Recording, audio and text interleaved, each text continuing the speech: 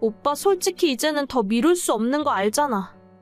원래 오빠 공무원 시험 합격하면 결혼하기로 했는데 벌써 그것도 2년이나 지났고 내 나이가 벌써 32이야. 우리 만난 지는 5년이 넘었고. 그렇긴 한데. 그런데 너도 알다시피 공무원 됐다고 해서 갑자기 돈이 생기는 건 아니잖아.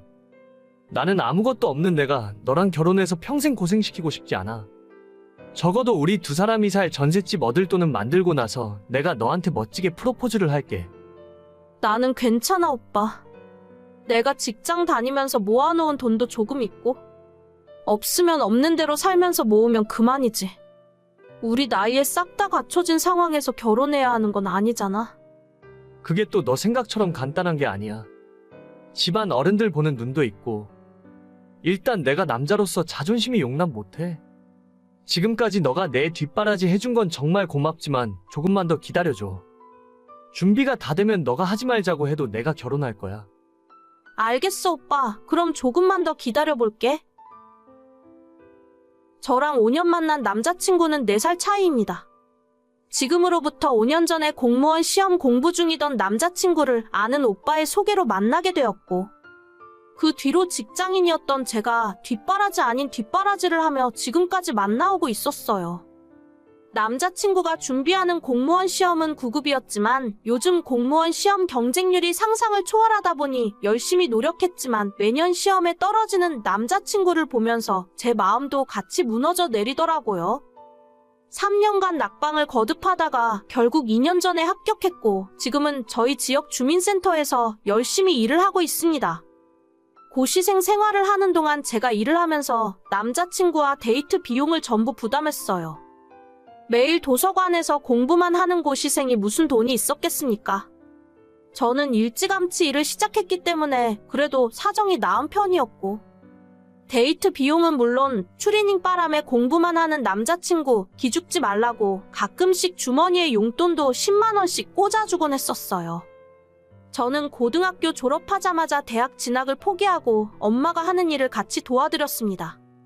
부모님은 제가 고등학교에 진학할 때 이혼하셨고, 이혼이라고 하기보다는 아빠가 저와 엄마를 버리고 집을 나갔다고 하는 것이 정확한 표현일 것 같네요.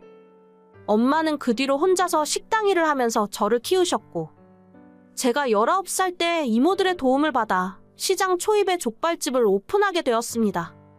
직원을 쓰기에도 힘든 상황이라 엄마가 새벽부터 저녁 늦게까지 장사를 하셨어요. 그런 엄마를 보며 저도 고등학교를 졸업하자마자 일을 돕겠다고 나섰습니다. 엄마는 대학을 가라며 저를 말리셨지만 도저히 엄마 혼자 고생하게 놔두고 저 혼자 대학 다니며 편안하게 살지는 못하겠더라고요. 친구들은 다들 대학 들어가서 예쁘게 꾸미고 소개팅 다닐 때 저는 20살부터 시장 바닥에서 족발 장사를 하며 살았습니다. 손질해서 족발 삶고 썰어서 포장하는 모든 과정 중에 힘들지 않은 건 단 하나도 없었지만 먹고 살기 위해 열심히 장사했어요. 덕분에 올해로 장사 10년 차가 된 지금은 먹고 사는데 지장은 없는 정도는 됩니다. 오빠, 오늘 퇴근하면 집에 가는 길에 우리 가게 들렀다가 가. 엄마가 오랜만에 오빠 불러서 족발 좀 싸주래. 가져가서 어머님, 아버님이랑 같이 저녁으로 먹어. 됐어. 나한테 그런 거 안 줘도 되니까 그냥 손님한테 팔아. 먹고 싶으면 돈 주고 사 먹을게. 아니야, 아까 엄마가 오빠 주려고 따로 빼놓은 거야.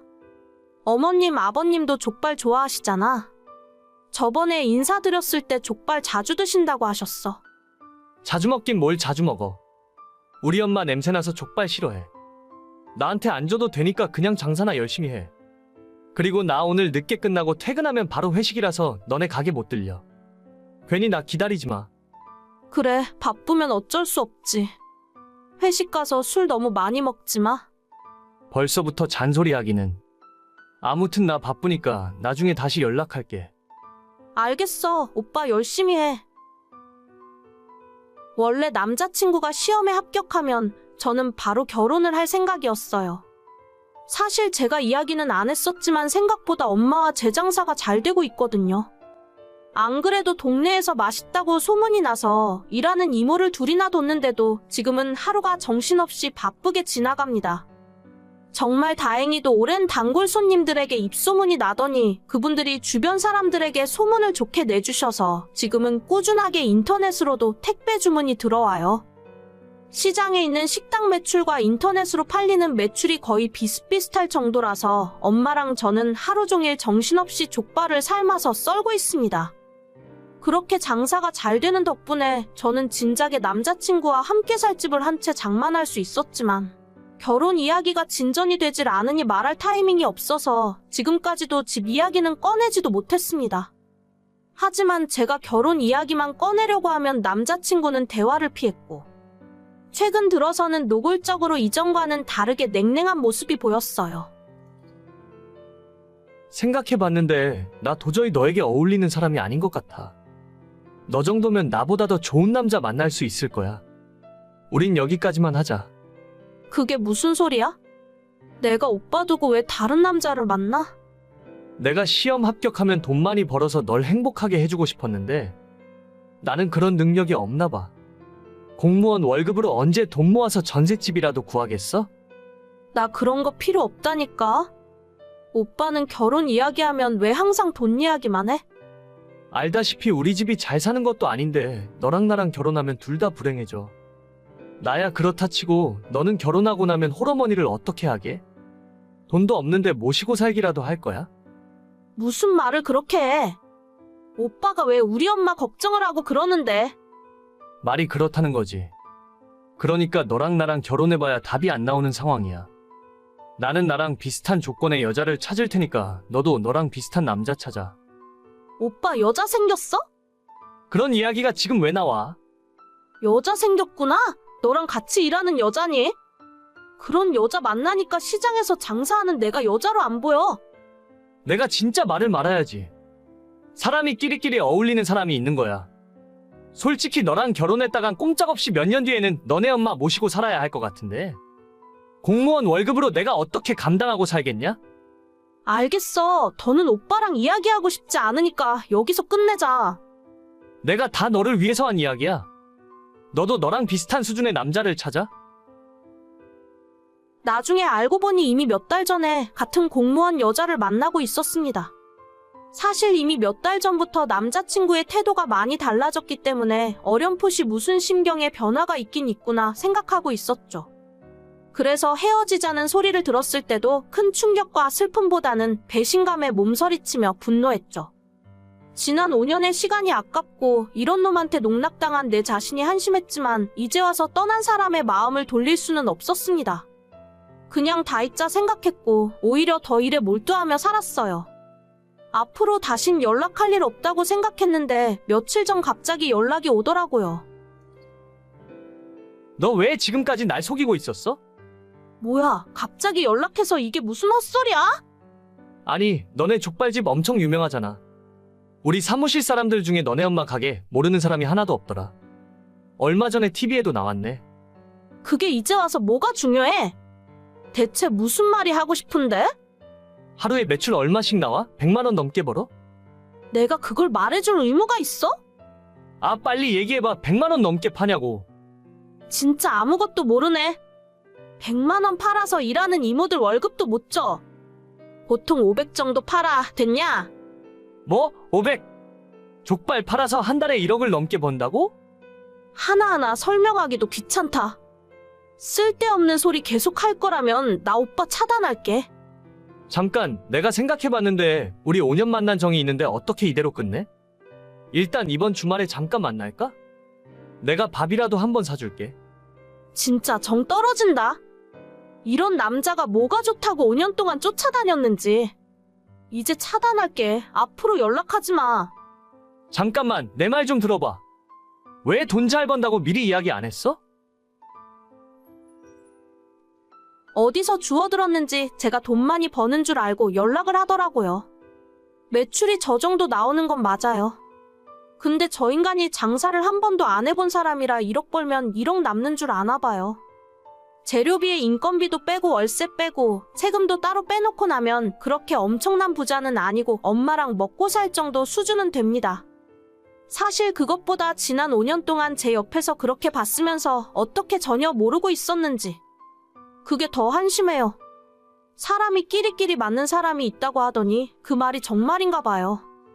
난 아무것도 필요 없으니 결혼만 하자고 했을 때도 눈치를 못 채다가 이제 와서 뒤늦게 이러는 걸 보면 너무 한심합니다.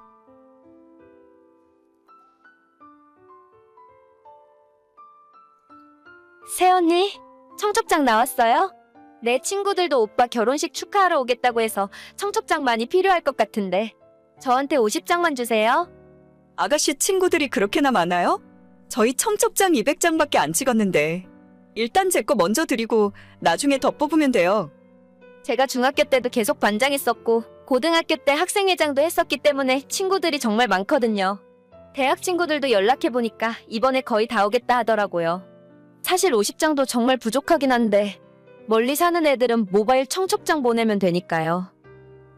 그래요? 제가 친구가 많이 없어서 아가씨 친구들이라도 많이 오면 좋죠. 오늘 저녁에 일단 50장 먼저 드릴 테니까 모자라면 또 말씀하세요. 제 친구들이 우리 오빠랑 얼굴도 다 아는 사이기 때문에 얘기하니까 저를 봐서라도 많이 참석할 거예요. 한 100명 넘을지도 몰라요. 예식장 넓은 곳으로 잡으셨죠? 글쎄요. 그렇게까지 많이 오면 다 감당할 수 있을지는 모르겠네요. 그래도 예식장에서 100명 정도 더 오는 건 괜찮다고 했어요. 알겠어요. 그래도 제가 주변 언니들 결혼식 몇 번 가봤는데 사람 없으면 엄청 설렁하고 불쌍해 보이더라고요. 무조건 많이 오는 게 나은 거니까 저만 믿고 있으세요. 저는 지난 7월에 결혼해서 새 신부가 되었습니다. 성격이 좀 내성적이고 친구들을 많이 사귀는 편이 아니라서 결혼식 올리기 전부터 걱정이 되더라고요. 부모님 친척분들과 정말 결혼식에 와줄 것 같은 친구들 몇 명, 그리고 직장 동료 몇 분을 계산하니까 저를 보러 와주는 하객은 100명이 채 되질 않았습니다. 그나마 남편은 조금 친구들도 있었고 축구 동아리 활동도 하기 때문에 저보다는 사정이 나은 편이었지만 그래도 150명 정도가 한계였죠. 당일에 갑자기 못 오는 사람까지 생각해서 200명만 예약을 할까 250명을 예약을 할까 고민하다가 그래도 넉넉하게 하는 것이 낫겠다 싶어서 200명을 예약했어요. 하지만 갑자기 신호가 끼어들더니 자기 친구들만 해도 거의 100명 가까이 올 거라고 해서 놀랍기도 했지만 이게 맞나 싶더라고요. 보통 친구의 오빠 결혼식에 그렇게까지 다들 참석하는지도 모르겠고 저희 결혼하는 예식장 1인당 식대가 38,000원이었기 때문에 무작정 많이 오는 것이 반갑지만은 않았어요. 자기야, 그 얘기 들었어? 우리 결혼식에 아가씨 친구들이 100명이나 온다던데? 아까 나한테도 그러더라고. 그런데 걔들이 우리 결혼식에 뭐하러 오는 거지? 나랑 그렇게까지 친하지도 않은데. 우리 집에 놀러 왔을 때 얼굴 한두 번 본 게 다야. 그러니까 내가 생각해도 우리 결혼식인데 아가씨 친구들이 하객으로 100명이나 오는 건 좀. 모르는 사람이 보면 내가 친구 엄청 많은 줄 알겠다. 그러게, 그냥 다 오라고 할까? 결혼식에 사람 많이 오면 좋잖아. 걔 친구들이 다들 사회초년생이라 돈도 얼마 없을 텐데. 그래도 본인 밥값 정도는 들고 오겠지. 밥값이야 뭐 축의금으로 해결되니까. 그럼 자기가 예식장에 전화해서 우리 결혼식 예약 인원 50명만 더 늘려달라고 이야기할래? 알겠어. 내가 이따가 전화할게. 걔네들이 축가 같은 것도 불러줄 수 있다고 하길래 그것까지는 필요 없다고 했어. 그래, 나는 잘 알지도 못하는 친구들인데 축가까지 부탁하긴 좀 그렇지. 아무튼 아가씨 덕분에 결혼식에 사람 많이 오겠다. 내가 고마워한다고 전해줘. 그때까지만 해도 사람 많이 오는 것이 뭐가 문제겠냐 싶었어요. 축하해주러 온다는 것 자체가 고마운 일이었고 저희 결혼식을 위해서 신우가 이렇게까지 신경 써주는 것이 너무 감동이었죠. 그로부터 몇 달 후 저희 결혼식 날에 사람으로 꽉 차 있는 예식장을 보니 정말 기분이 좋더라고요. 제가 친구가 별로 없어서 예식장이 썰렁할까봐 항상 걱정이었는데 신우 덕분에 성대하게 마무리할 수 있어서 너무 고마웠습니다. 나중에 다 마무리가 되고 한숨 돌리고 나면 신우에게 작은 보답이라도 해야겠다고 생각하고 있었죠. 하지만 고마웠던 마음이 결혼식 축의금 정리를 시작하게 되면서 당황스러운 마음으로 바뀌었어요. 결혼식 날에 너무 정신이 없어서 정확하게 세진 못했지만 신우 쪽으로 나간 식권이 최소 80장은 넘었습니다. 하지만 축의금 명부에 있는 친구들의 이름은 50명이 채 되지 않았고 그마저도 5만 원 냈으면 양반이고 보통은 3만 원에 1만 원 낸 사람도 많았습니다. 그중에 가장 악질은 3만 원 내고 식권을 4장 가져간 사람도 있었어요.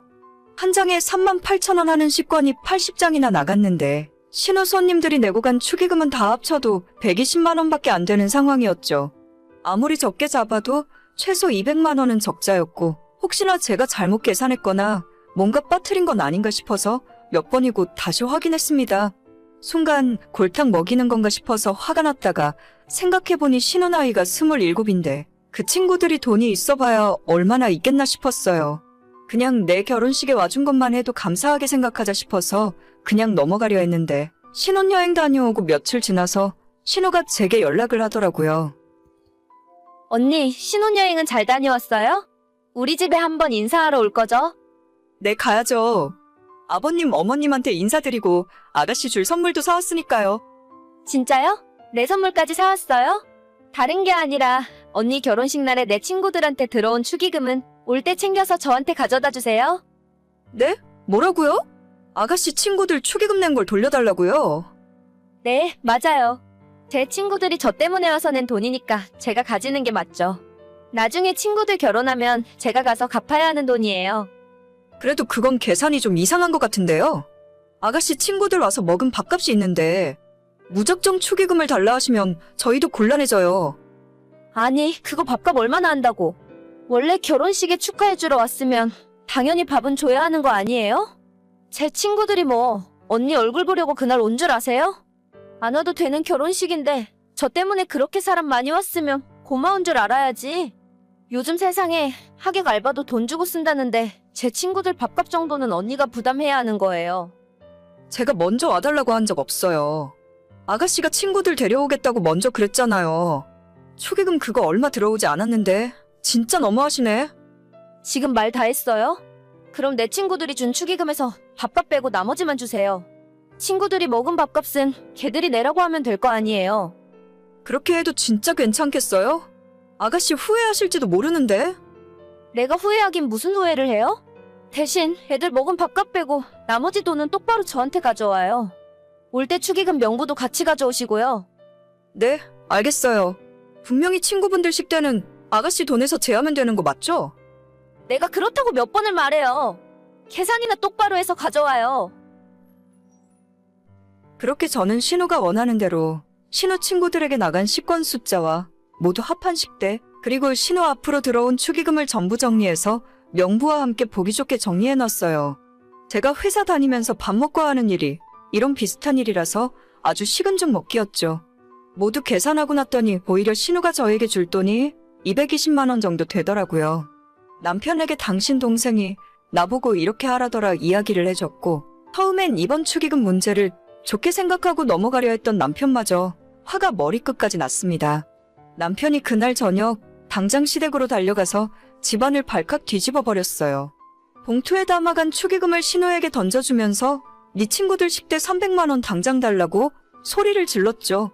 원래 330 넘게 줘야 하는데 그래도 동생이니까 아래는 빼주겠다면서 300만 원만 달라고 했어요. 그리고 사실 저희 신혼여행 갔다 오면서 신우한테 선물로 가방을 하나 사서 가져왔었거든요.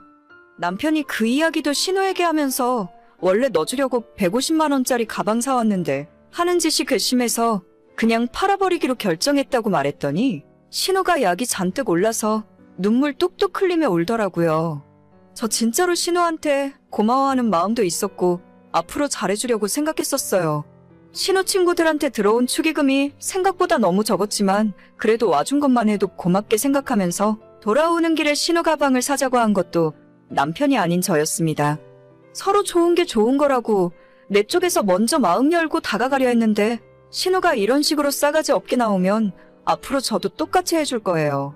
300만 원 정말 줄 때까지 맨날 이야기할 거고 끝까지 받아낼 겁니다. 자기 친구 많다고 그렇게 자랑하더니 신우 주변에 멀쩡한 사람은 하나도 없는 것 같네요. 오늘의 사연은 여기까지입니다. 구독과 좋아요, 알림 설정은 많은 힘이 됩니다. 다들 행복하시고 좋은 하루 되세요.